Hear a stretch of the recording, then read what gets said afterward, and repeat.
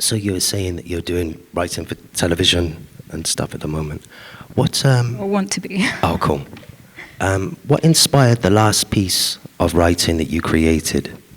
And in a broader sense, what inspires you to write and inspires your creative process?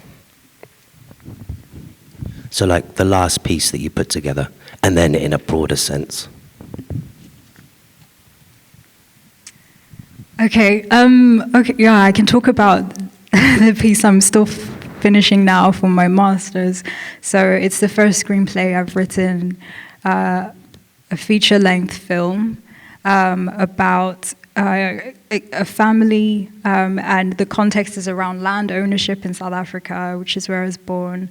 And what inspired it was actually a news article I read.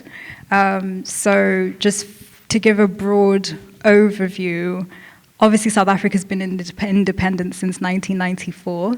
That's as old as I am right now, how long it's been independent. And when that independence came about, one of the things that was promised was that the blacks and different people of color who were forced out of their native land would be recompensated. They would be able to regain their land back.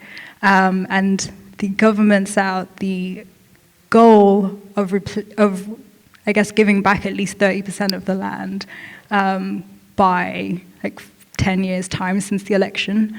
And that hasn't been achieved.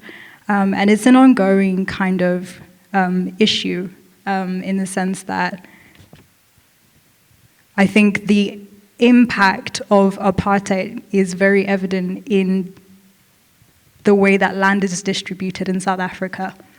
About 30% of South Africa's population, if not less, are white, and they own 2/3 of the land in South Africa currently still.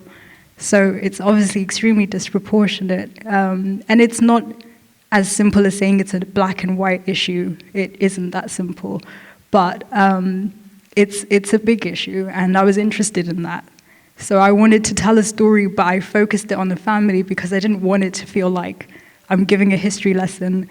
I don't have all the research, but I wanted to kind of tell this story to give context to that issue. So that's the thing that I'm working on right now. When will we be able to, and how will we be able to read and digest that piece of work? Well, at the moment it's on my laptop on final draft, but at some point, and if there's anyone here who wants to like speak to me on how I take that to the next stage and knows a lot about that, yeah, that's like the next thing I want to do, make it into a feature film. So yeah, hopefully you'll see it maybe at the cinema here one day, who knows. But yeah, that will be the next step to work on once I finish writing. So would you say that you kind of draw inspiration from kind of like your background, and because the other side of that question, or the broader question is, what do you find inspiration in, and what triggers your writing process and thoughts to kind of carve out these different pieces? Yeah, I would definitely say that my background plays a big part. It's my community, it's where I've grown up. Like in the poem I shared about the headscarves, it's what I observe and the people who've kind of shaped my life. And mostly I do write a lot about women who I've grown up with, aunties, my mom, my grandma, people who've kind of, yeah, played a big role in who I am now. So yeah, I'd say those are the biggest, where I'm from.